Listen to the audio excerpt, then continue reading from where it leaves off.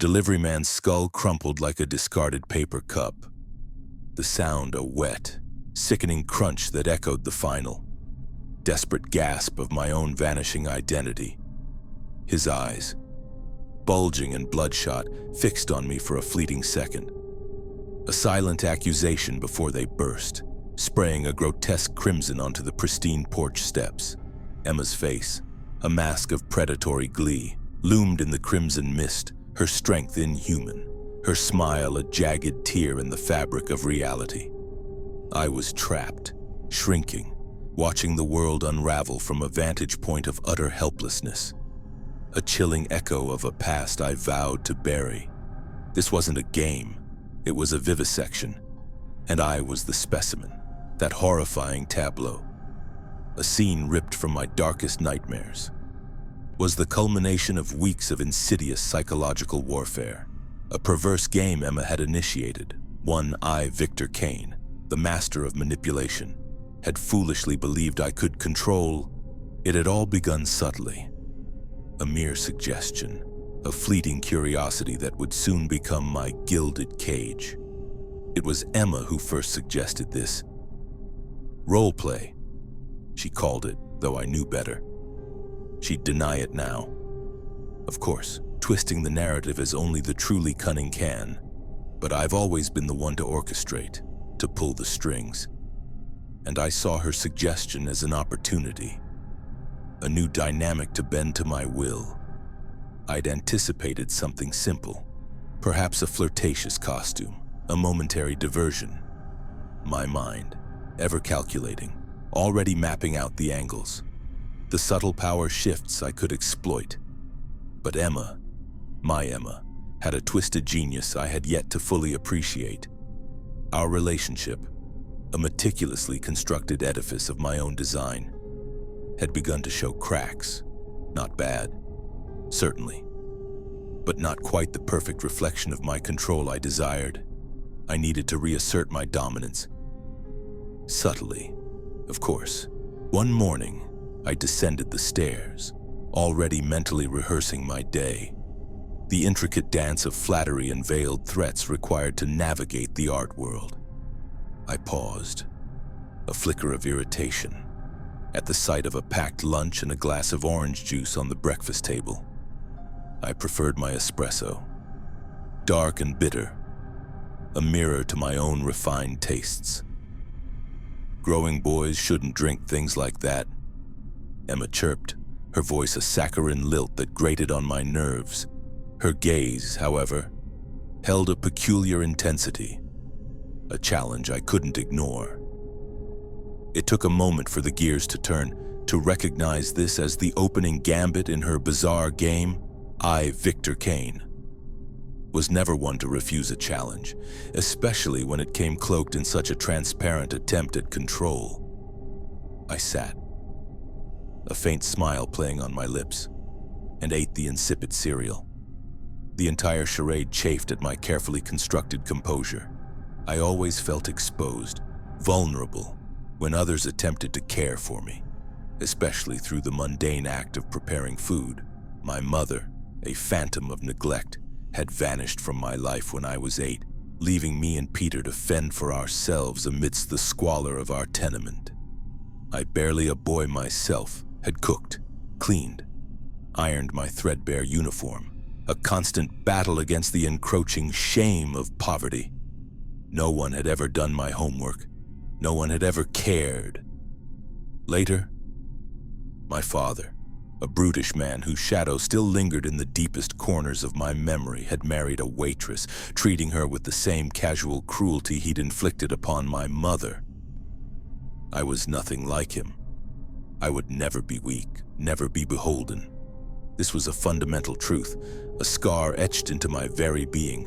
Yet, there was Emma, my Emma, presenting me with a lunchbox adorned with crude cartoons, a relic from a childhood I barely remembered. Goku, a fleeting, unwelcome nostalgia. I admitted, grudgingly, that a part of me, the weak, buried part I loathed, found a perverse satisfaction in the attention.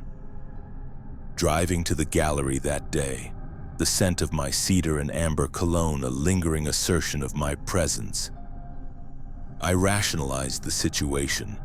This was merely a therapeutic exercise, a peculiar path to re-establish intimacy, and I, Victor Kane, would play along. I would observe, I would analyze, and then I would turn it to my advantage, even when I returned home that night to find a bath drawn.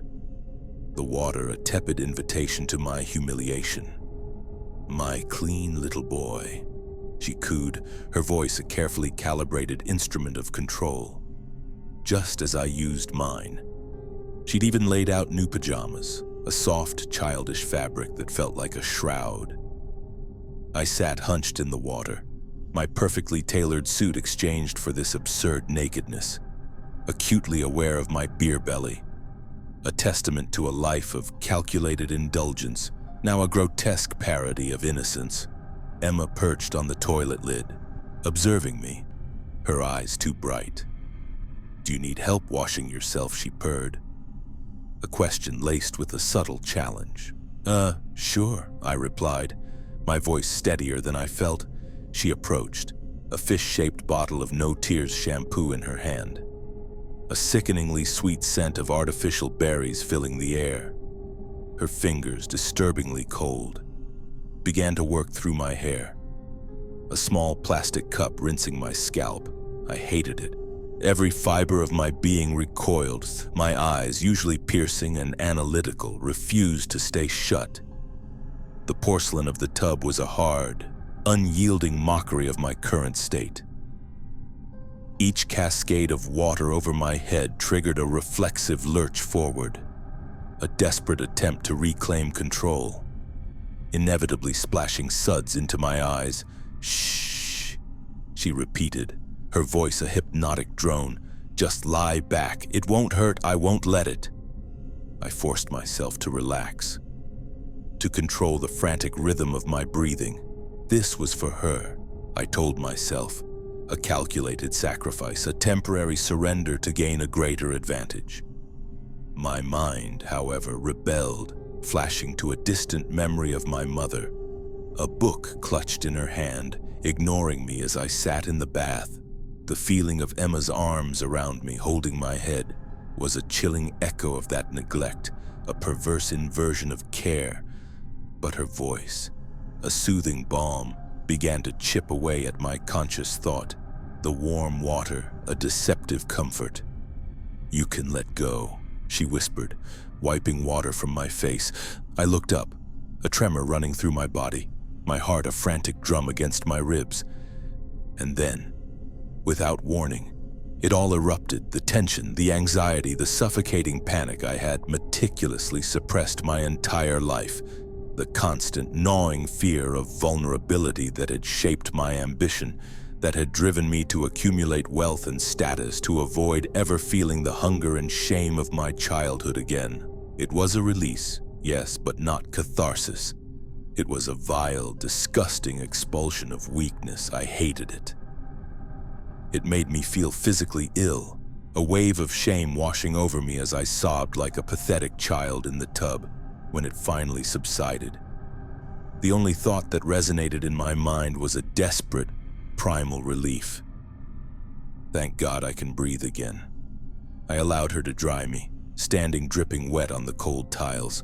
Then the cool, silken fabric of the new pajamas, the texture raising goosebumps on my skin. As she dressed me, by the time I curled into bed, her arms cradling my head like a precious, fragile artifact. I was utterly spent, as if I had just completed a 30-mile marathon.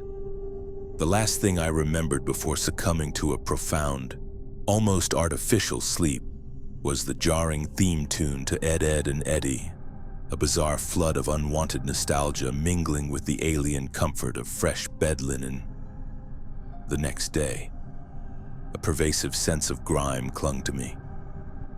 Far beyond the physical, the thought of returning home, of re-entering that bizarre tableau, filled me with a deep, unsettling dread.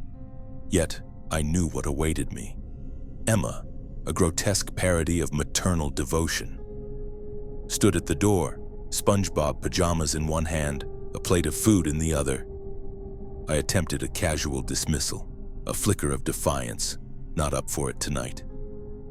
"Emma," I murmured, a practiced charm in my tone, but she merely smiled, a chillingly knowing expression, and told me to stop being silly. That phrase, it became her weapon, a subtle, insidious tool of control that chipped away at my carefully constructed persona every time she uttered it. My carefully cultivated grandeur felt like a flimsy costume. It made me feel small, ashamed, just as I had in the bath.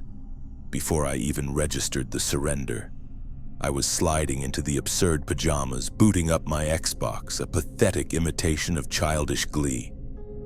While she moved about the kitchen, I had planned to suggest couples therapy, a calculated move to regain control, to expose the absurdity of her game, but her voice, her tone, reduced me to a reactive, helpless boy. It was as if I had been meticulously trained, a Pavlovian response, that weekend.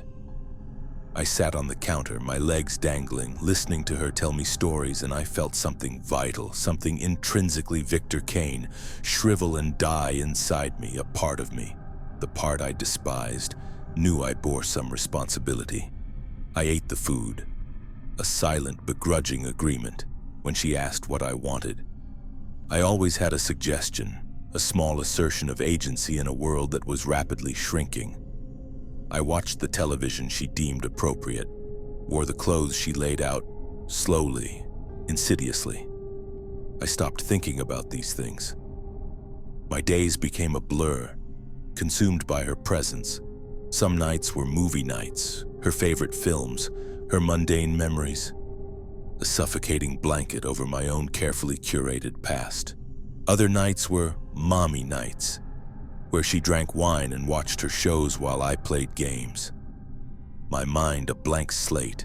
We built cushion forts, camped in the backyard, played cowboys and Indians with Nerf guns, chased each other in endless, childish games of hide and seek. It was a waiting room, a purgatory without a clock, without a number, without any sense of progression. The only measure of time's passage was my own body. I was losing weight, a significant amount. One day, my wedding ring, a symbol of a life I barely recognized, slipped from my finger and vanished. I still couldn't comprehend it, this inexplicable shrinking, for 3 weeks. I succumbed to a stomach bug, confined to bed, watching endless television as Emma, my Emma, checked my temperature, spoon-fed me chicken soup when I emerged from that haze. I was wearing a child's large set of pajamas. How was this possible? I had started the year at 120 kilograms. Now, I was a skeletal 45. My hair, once thick and dark, had thinned. A downy fuzz replacing the masculine stubble I'd once meticulously shaved. I confronted her, my voice a reedy whisper, but she feigned ignorance. A blank, innocent stare. Yet, of the two of us, she must have known. It was happening right before her monstrous eyes. I was changing. She recommended I stay home until I felt 100% myself again. A cruel joke that meant I never returned to the gallery, to the world where I was Victor Kane, the master manipulator. I wouldn't be surprised if she had forged a resignation letter, severed my ties to the outside world. By the time the stomach bug passed, I was a prisoner in my own home. The outer gate, which had once barely reached my chest, now towered over me, its bars too thick for my shrunken fingers to grasp. It wasn't a new gate, it was just taller. Everything was shifting, distorting, memories fractured, splintered into incomprehensible fragments. The crib, I didn't remember its arrival. It was simply there one day, along with a new room, a space that defied the physical dimensions of the house. I checked one night, in a fleeting moment of lucidity. The bathroom and master bedroom hadn't shrunk. Yet, a baby blue room, adorned with paintings of airplanes, had sprung up between them. Stare at them too long, and my eyelids would grow heavy. my head would droop. And then, morning, a bowl of cereal, time, entire chunks of it, had been purged from my mind, not just recent events. I, Victor Kane, once a sharp accountant, now struggled with long division, with multiplication tables. My brain, once a symphony of fireworks, a cacophony of brilliant, chaotic thoughts that I kept under rigorous control, was now a tattered cobweb, riddled with gaping holes. It was like listening to a drone, a voice that dissolved into background noise after a few words. But it was my own thoughts. Any momentum, any flicker of defiance would dissipate, and I would find myself hours later, bouncing on Emma's knee. I could feel bits of my mind sloughing away like candle wax melting, leaving behind vast, agonizing patches of nothingness. It hurt. A deeper, more profound pain than any physical torment I endured. Something was dissecting my mind, meticulously, cruelly, and I felt it happening in real time. There were moments, absurd, horrifying moments, when she would place an object, the remote, on the counter, and it would simply hang there, impossibly high above my head. The harder I tried to comprehend, to force my fractured mind to make sense of it, the more my brain rebelled, like staring directly at the sun. And it wasn't just me. There were times when her gaze would fall upon me and I wouldn't see my wife. No, that wasn't right. She was my wife, absolutely, terrifyingly. 100% my wife, but she possessed an extra pair of limbs. A subtle shift in her form, a flicker of something ancient and alien. It hurts even now to try and remember too clearly. What I do know is that as time wore on, I felt less like precious cargo and more like a leaden weight she was forced to drag from place to place. Some nights, I would awaken to find her standing in my doorway. Her expression, Christ, it was murderous. I would lie there, pretending to snore gently because I knew, instinctively, that any movement, any sign of awareness, would invite disaster. Our time together shifted. I found myself seeking refuge in the garden, playing with toys, not truly playing but performing, hoping my charade of childish innocence would appease her, stem the tide of her irritation, without knowing when, why, or how. Rules materialized. I would reach for a glass, my hand freezing midair. A sudden, inexplicable knowledge I was not allowed to get glasses from the cupboard myself. I simply knew I was not allowed to play games past 7. I was not allowed to get my own snacks.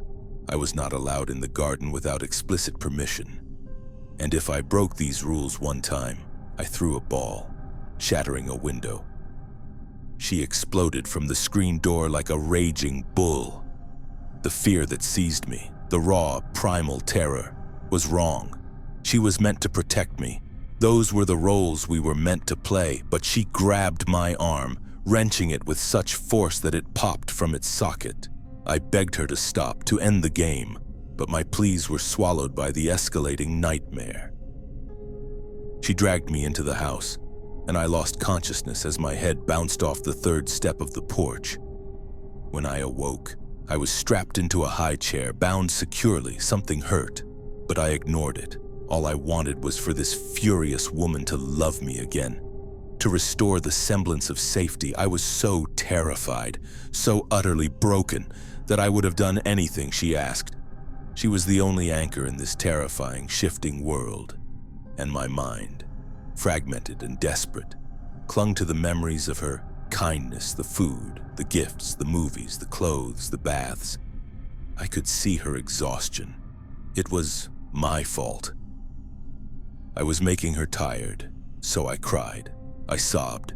I apologized until my throat was raw and sticky, until I began to heave.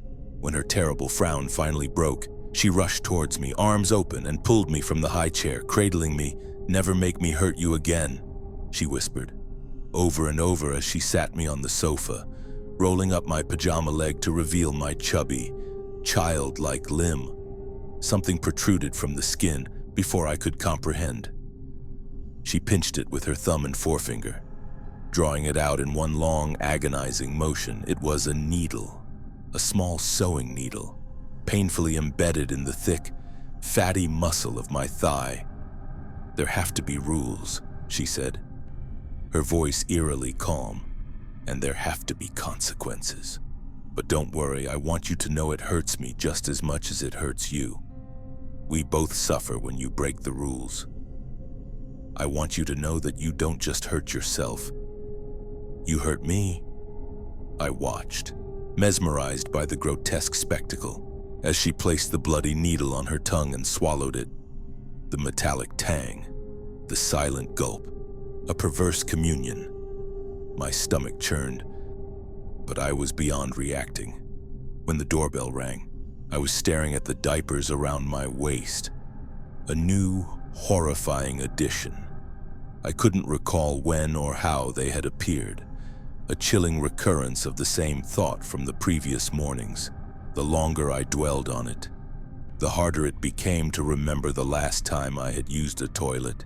The realization, when it fully hit me, was a wave of pure, unspeakable humiliation. Memories flashed, disjointed and terrifying.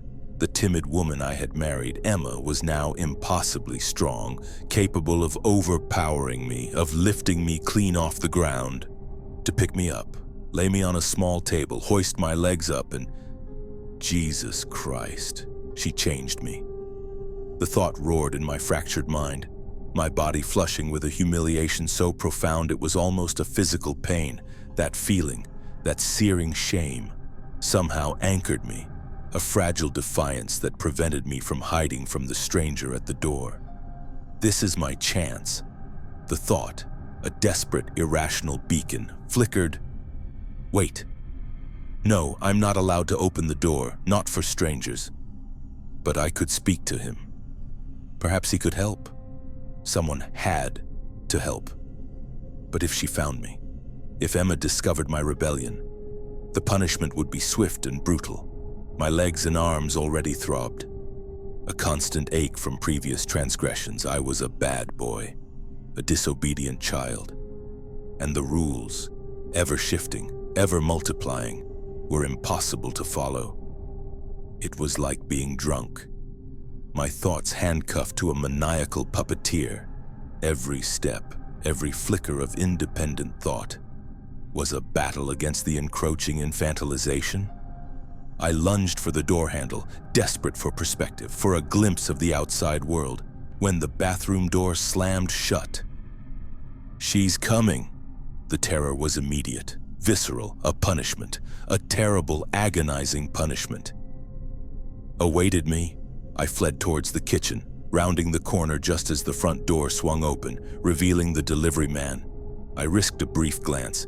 His reaction, the shock, the horror in his eyes wasn't embarrassing, it was terrifying. Something was happening to me, something monstrous and undeniable, and his gaze made it horrifyingly real. My body had transformed. But I wasn't a child, not a normal child. This wasn't some benign Benjamin Button reversal. Whatever happens when you cram a chubby, middle-aged man into a 3-foot package. The result is not a cute little kid, it's a nightmare. I ran, tears streaming, from the look in his eyes, reaching the garden just as Emma's thunderous voice echoed from the living room. "Who let you in?" she shrieked, her voice a chilling blend of rage and feigned maternal concern. "I have children in this house. Who are you and why are you in my home?" The poor man was dumbstruck, stammering, fumbling for words. I could hear his pathetic attempts at explanation as I scrambled beneath the porch steps. My chosen sanctuary. It was one of the few places she couldn't physically fit. A small victory, a momentary reprieve, the few times I'd hidden there. She'd been forced to calm herself, to regain a semblance of control, making things marginally easier for me. Now, I hoped it would keep me safe long enough for him to open the gate, to provide an escape. She child-proofed it with some infuriating mechanism that my fat, clumsy fingers couldn't operate, but it took a long time for that gate to swing open and closed. That was my chance. My only chance. "Get out of my house," she screamed at him as he stumbled down the steps. Emma hot on his heels. "Who's your manager? Who do you work for? I want to put in a complaint. I want you to know exactly how goddamn badly you've messed up." The delivery man, still stuttering and mumbling, was caught between fight and flight. I prayed he would leave. I was perfectly hidden. If he opened that gate, I could finally escape this living nightmare. He was still attempting to respond when Emma stepped onto the path, her head turning, her gaze sly and knowing, fixing on my hiding spot. The terror that gripped me was absolute. I pissed myself, a hot, shameful stream. I had thought I had outsmarted her, but she had known all along. She had a plan. "Look at this," she said, her voice deceptively calm, pointing at the porch step. "Look at this step. This wasn't damaged until you came along." The man looked utterly confused. I couldn't blame him. He'd been bombarded with conflicting complaints, his mind grasping at air, trying to process the surreal nightmare unfolding before him. It wasn't just Emma's irrational rage. It was the memory of what he'd seen, the memory of me. He bent down, foolishly, to examine the step. Emma encouraged him, her voice a seductive whisper, to get closer. Why did she want to humiliate me? To parade the little freak around? I thought she must have known how much my transformed body disgusted me, and she was going to use that knowledge to torture me, but it was nothing that tame without warning. His face slammed into the middle step, his head bouncing like a coconut. But Emma was ready, catching him, and before either of us could comprehend, she shoved his head back against the wooden step. He began to swear, then to shout, then to cry, and then finally, he screamed and screamed and screamed. It lasted an eternity. She never stopped pushing, and then, impossibly, he began to give way. The sides of his skull started to crumple. His eyes bulged. His teeth popped out and fell to the floor like coins from a slot machine. I had to pull my legs up to prevent them from landing on my bare feet. I had front row seats to the worst horror show imaginable, watching that man, that poor, unsuspecting Mark, get scalped in slow motion, but it didn't stop at his head. She kept pushing until his shoulders began to pop and crack. Arms bent backward, bones snapped, muscle and skin peeled off with a sickening sound like Velcro. In the end, he poured out of that 6-inch gap, a quivering pile of skin and flesh on the ground. The only thing left on the other side was Emma's face, grinning, staring at me through the gore-coated wood. "Come on," she cooed, her voice sickeningly sweet. "Put your new toy away. I'll make you some lunch." I sat outside, feigning disinterest, pretending to watch the clouds drift by, acutely aware of Emma behind the kitchen window, pretending to wash dishes.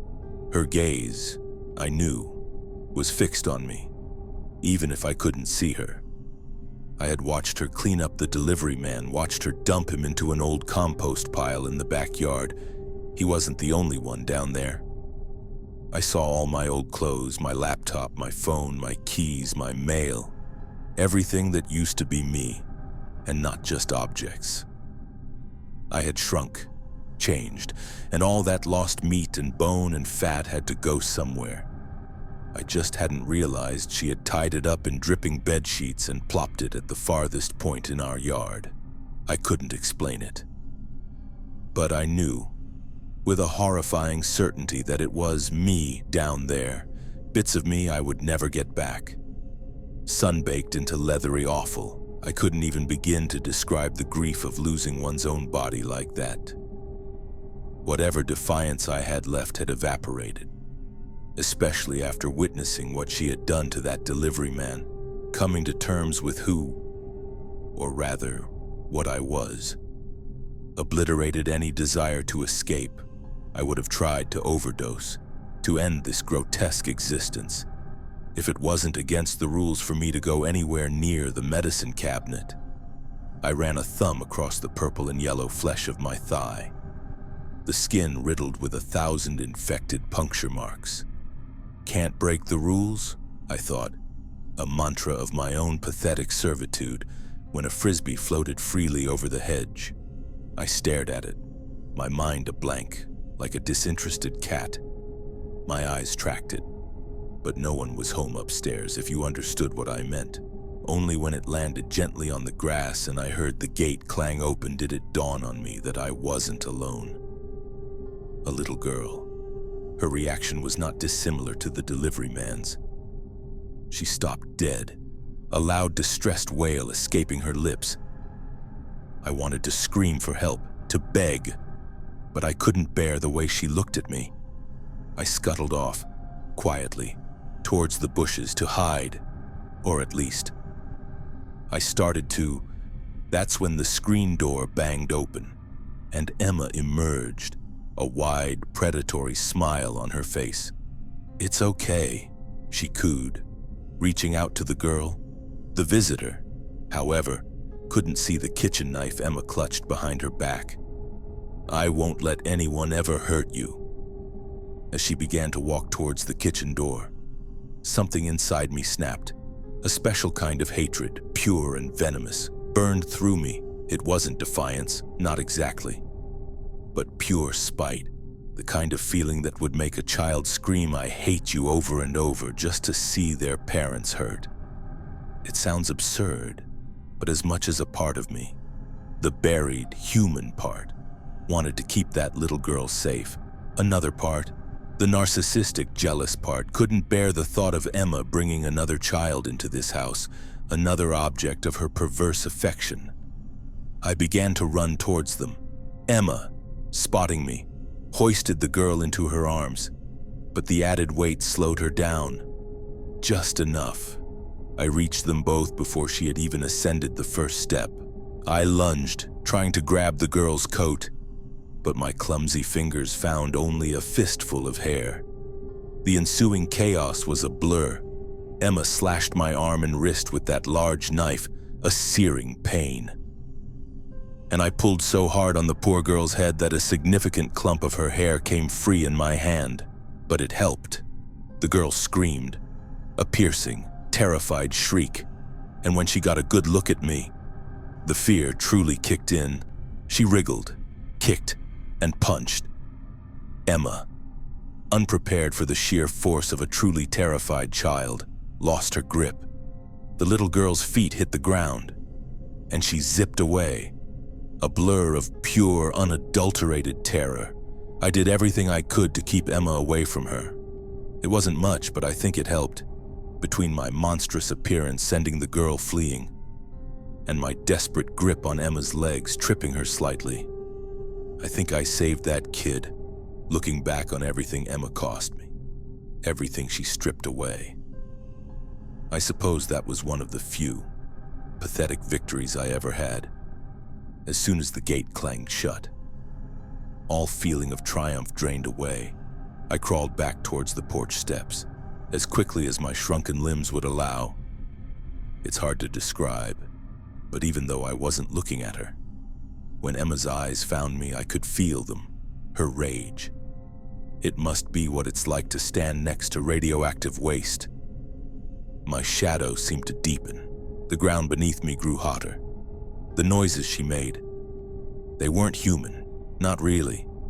A strange clicking sound, like bones grinding. When I finally reached the relative safety beneath the house and turned, I saw her. She looked big enough to crush a man like a bug. I don't know how to describe it, except it was like looking at something with 3D glasses, or the visual distortions just before a severe migraine. For a second, I saw her as something that wasn't human, but the part that truly fractured my mind was the realization that she never changed. It was the same entity I had married. Only now I saw her with the horrifying clarity of a dead spider, or leathery roadkill. She had never truly been human, had she? And with my memory shattered, I wasn't even willing to bet that I had ever married this thing. You read about those parasites that lay eggs in their hosts. Looking at her as she scuttled towards me. Yes, that's what she was, some kind of parasite. She stopped inches from the steps, her face peering at me through the gaps. She blinked with a third set of eyelids, a grotesque, reptilian flicker, and smiled so wide her skin began to lose its color, to crack. "I will drown you in my womb," she said, as calmly as she would ask if I wanted cut-up hot dogs in my spaghetti. I believed her. I didn't emerge from under those stairs for the rest of the day. Not even when Emma stood on the porch, her voice a sickly sweet siren call for dinner. I had no desire to face whatever shambling horror was up there. Pretending to be a wife, a mother, whatever grotesque role it now assumed, I wanted nothing she prepared. As time wore on, the hunger in my stomach sharpened my mind, a welcome lucidity on besides. I could hazard a guess that she wasn't being honest about the contents of my food. I wanted nothing she prepared. Whatever this was between us, it was no longer a game. The stakes were too high, and for me, tucked away under those steps, my stomach growling, my mind growing clearer with every passing second. I began to truly hate her. I hated that she had hurt me when she was supposed to protect me. I hated that she had lied every second of every day until this sick, twisted plan of hers had come to fruition. But more than anything, I hated her for what she had done to me. I wasn't a man, but I certainly wasn't a child. I was a monster, a grotesque joke, and I knew, with a chilling certainty, that she had been the one stripping the meat and fat from my bones until my frame withered to this pitiable size. I had to leave. I had to. She had long since locked the gate, and I needed the key. If she stopped me, I needed a knife. Didn't I? Something to keep me safe. I waited until sunset, then crawled out from under the house, clinging to the shadows, peeking through the kitchen window. I saw her standing there, a plate in one hand, her expression blank, broken. She looked lost, as if she didn't quite know what to do now that I wouldn't respond to her cries for dinner time. She just stood there, shivering, until a flicker of movement caught her eye, and she pivoted, tracking it like a bird of prey. I had to drop out of sight more than once. Her sensitivity to light changes unnerving, but I managed to avoid her line of sight. For when I finally snuck into the house via the back door, she was still in the exact same spot, staring into the darkness like a blind man. For a moment, I thought I was safe in the shadows, but whatever this thing was, it didn't seem committed to playing human anymore. As soon as I neared the stairs, her eyes fixed on me like a hound's, and she came barreling forward, using every limb she possessed. What little of her was visible in the moonlight looked almost fish-like, as if she'd been dragged from the bottom of a murky lake. She still had the general shape of a person, I suppose. Only it was like something wearing a human suit, one that was falling apart. Her joints slipped up and down her bones as if on a pulley, bending backward, forward, sideways, in grotesque, unnatural angles as she drew closer. Her stench hit me, rotten milk and dog shit left in a hot car. It was so potent it made my eyes water, making the climb up the stairs difficult. Of course, I didn't get very far, between my short legs and the sight of her monstrous form advancing. I had no chance. I managed perhaps 4 steps before she grabbed my ankle with one hand and hauled me back downstairs. She mounted me, legs on either side, and slowly undid part of her sundress. I didn't know what in God's name was happening, nor did I possess the strength to fight. The last thing I remembered was the sight of her ribs pressing against her skin like bony fingers trying to poke through a rubber sheet, as if they were alive inside her and desperate to escape. "Baby need a feed?" she asked, her voice a chilling whisper, before grabbing my head and slamming it backward into the step behind me. I awoke with a foul, metallic taste in my mouth, strapped into the high chair. I groggily looked around until my eyes landed on a baby bottle. Its congealed contents were the color of a smoker's fingers, with visible lumps of pink matter lurking towards the bottom. "Like syrup in a milkshake. Straight from the source," Emma said, her misshapen fingers stroking my hairless head. My legs were in agony. I saw a dozen needles poking out of my skin, piercing through the pajamas she dressed me in. She pressed a finger against one, and for a second, the pain became so white-hot that I nearly passed out again. I fought hard to stay awake, desperate to avoid another feeding, though a part of me wondered if enduring it while conscious was a perverse form of defiance. But when it all came down to it, she was simply in my way. Wasn't she, and that hatred inside me, a pyre of pure, unadulterated loathing, flared? I realized that dying wouldn't be so bad. I had secretly hoped for so long that I could somehow fix this, return to normal, reclaim my body, my identity. I didn't know how, but I had allowed myself to believe it was possible. Sitting there, looking at her loom over me, I decided that living like this was no longer an option. My hands were free. Who could blame her for leaving them like that? I couldn't hit her, couldn't kick her. I lacked the reach, the strength, but I had something sharp. I reached down, tore a needle free, and before she could try to snatch it from my grasp, I shoved it through her palm. It went right through, as if she were made of nothing more substantial than thick wool. It didn't even make a sound, though the stench she emitted became unbearably strong, a foul, visceral assault. She looked angry. Good, I thought, a surge of vicious satisfaction. I reached down, grabbed another needle. This time, she tried to be quicker, but it only brought her face closer, so close that the moonlight hit it, and for a moment, I hesitated. I finally saw, with horrifying clarity, just how truly god-awful she was. You could see where the skin was slipping away, hanging loose like a badly made mask, and whatever was underneath, and it looked a little like a spider.